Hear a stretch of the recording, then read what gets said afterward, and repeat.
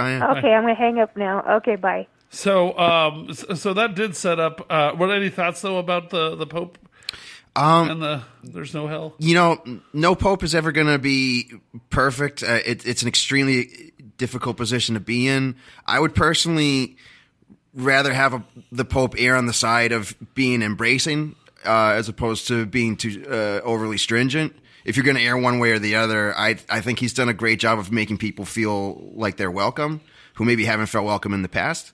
And so that's why I feel like I'm a fan of his so far. I feel like he's done a good job of getting people to kind of, if they've left the church, reconsider why and think to themselves, okay, maybe maybe I've been looking at it the wrong way. Maybe there's an opportunity for me to come back. Yeah, I think that there definitely was like a big movement early on from people saying, "Oh, I'll give them a chance. I'll give the church a chance." So, yeah, I think that there is no. If he really did say there is no hell, that completely, kind of wipes out a lot of the reason for anything that we're believing. But and what did Jesus die for if it wasn't to save us from this place that doesn't exist now? But I think that it was this journalist that this guy that quoted him, or it turns out he didn't actually quote him. He doesn't even bring in a recorder or take notes on his interviews. He just talks with the Pope, and then later on gives a general vibe, and then writes about what he thinks happened. And he admitted that he completely screwed up twice before. I forget what the first doctrine was, but it was something big in 2013 where he misquoted the Pope, and then in 2015 it involved hell as well. And so it's like, well, why is the Pope giving a progressive atheist journalist that's blatantly, openly admitted that he misquoted him and misled the world about his thoughts?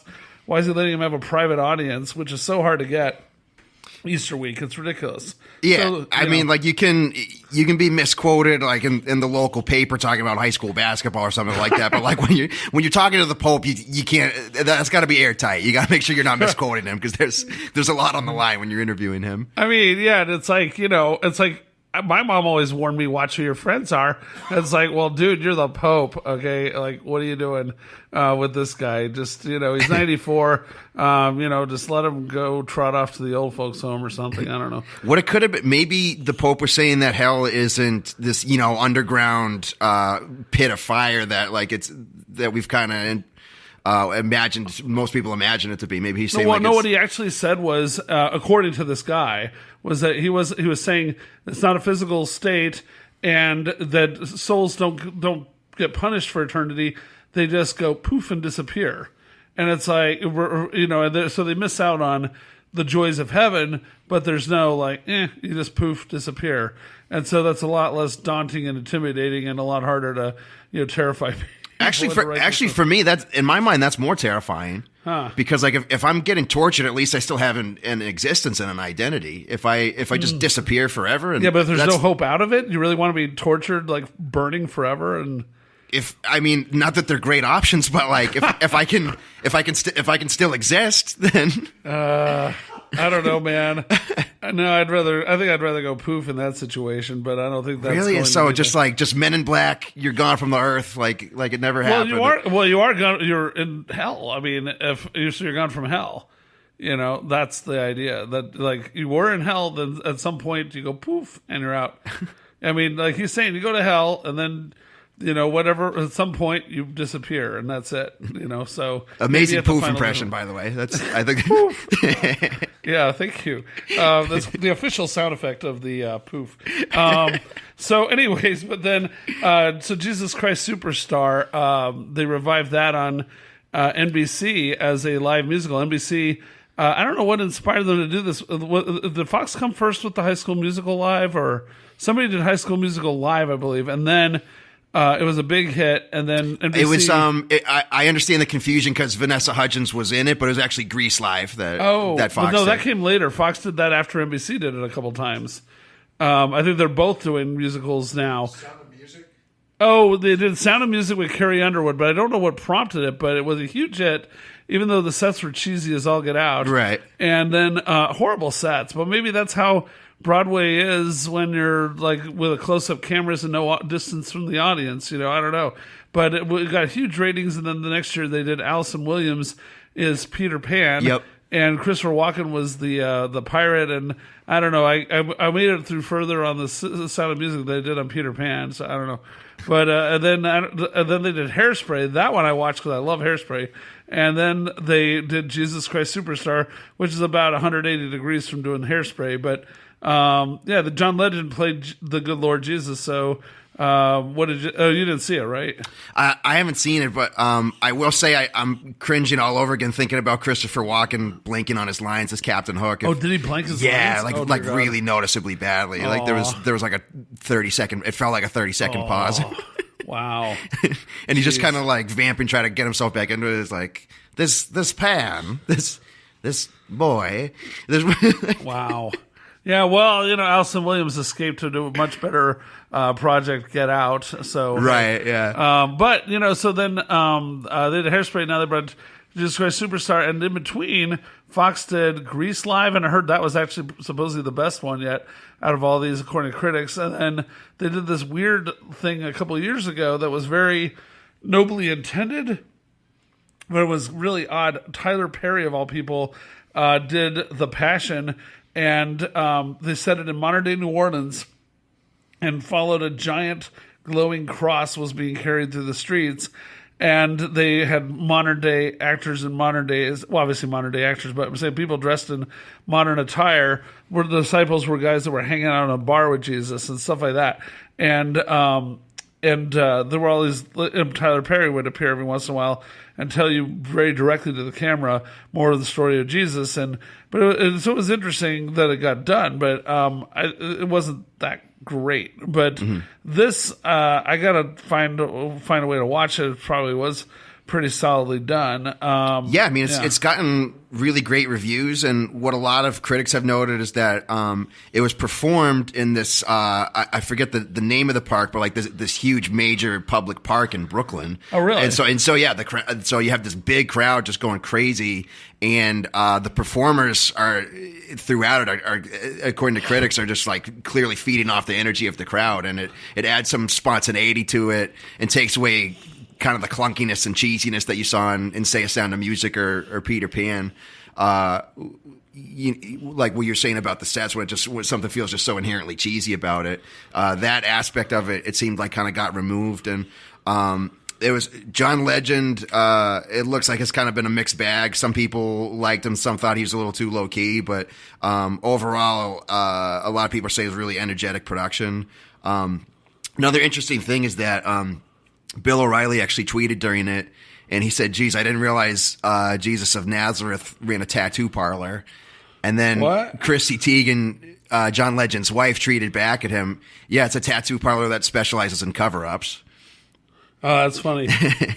So then, this kind of reflects the wave of Christian-themed projects that are going on right now in the movie theaters, too, because we should also mention the movie that we raved at length about a couple weeks ago, I Can Only Imagine, has been 3 weeks in a row. It has made serious money. It made, first it was $17 million, then it made 13 million. Now it made 11. It's dropping very slowly, and that's very outside. Most movies drop 50% every weekend, and nobody expected this to do well the first weekend to begin with out of Hollywood. And I saw for this past weekend, it was like just behind Black Panther. And granted, Black Panther's been in theaters for like 3 months now, but even still, yeah. I mean, it seems like people are really liking it and going out to see it. And when you consider how many mainstream theaters throughout the country probably did not play it.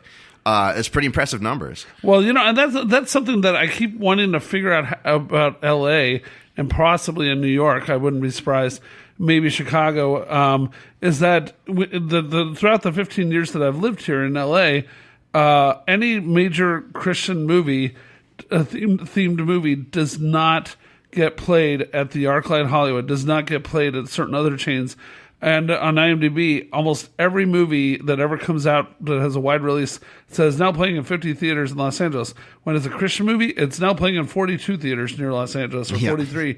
So 7 or 8 theaters totally refuse to play it, even though this is a bigger hit than a bunch of the movies that have been played, and I don't really understand why they're making these assumptions, unless it's like the Roseanne thing that you have this huge hit, but it's almost not watched in LA. So maybe these movies are just killing it outside of LA and New York, and therefore it's safe to assume that they would fail here. I don't know. Yeah, I mean, which is too bad. It kind of reminds me of the anecdote Tanya brought up about her, the director of the play she auditioned for, saying if you're a Republican, you're not going to be in the play. Yeah. Just at the door, these 7 or 8 theaters or so that don't even want to give it a chance. I don't know. It's a shame. Yeah, and and it was interesting. I wrote this guy, and I was hoping I would get a response. I didn't. Justin Chang, who is the main critic for the LA Times now, he actually wrote an essay earlier this week. It was excellent. So look it up. I suggest Google the name Justin Chang, LA Times, and faith-based movies, perhaps, and you'll get this article. And he admitted that he is a practicing Christian, some sort of Protestant Christian, and he talks about how the Christian faith has been handled by pro-Christian movies since college, and that they've always been nearly always cheesy or worse. And then he said, "Wow, things have changed so much in the culture that 2 of these 3 movies are legitimately solid movies." He knocked God's Not Dead, which is 3, which is the one movie that's failing really badly out of the 3 films. And he was saying people right now, when you get to a 3rd sequel of movies where they're showing Christians as utterly suffering and persecuted in America, he said even the believers that embraced the message the first time are going, come on, okay, when we don't think there's a big enough problem that you could get 3 movies out of it, that it seems like a cash grab. Yeah. But then it's like preaching to the choir for 6 hours until the choir's like, all right, can I go home now? Yeah, and that's funny. And so they said that Paul, Apostle of Christ, has Jim Caviezel who played Jesus in it, and it's not doing so well, but it's okay business. But he said, wow, this is an intellectually engaging, rigorous, really well-made movie. And, and then he really praised, I Can Only Imagine, and said, this is the kind of thing that rarely ever happens, that it's a real blockbuster, because it's up to $55 million with almost no sign of slowing down. And God's Not Dead launched this whole wave about 4 years ago. The original God's Not Dead came out of nowhere and totaled out at about $60 million with no stars really, and no quality in my opinion. But but then like no stars literally and figuratively. But this one, it's like $55 million, and after 3 weeks. And it's going to easily make at least 80, possibly 100 million, because it has the kind of trajectory that The Greatest Showman had, that nobody expected that to be big either. And that's another movie that's positive. It's totally clean. It's totally about family values and all this. And it bombed its opening weekend, but the people came out and liked it off of word of mouth. And week after week after week, it kept making 10 or 11 million for like 8 or 9 weeks.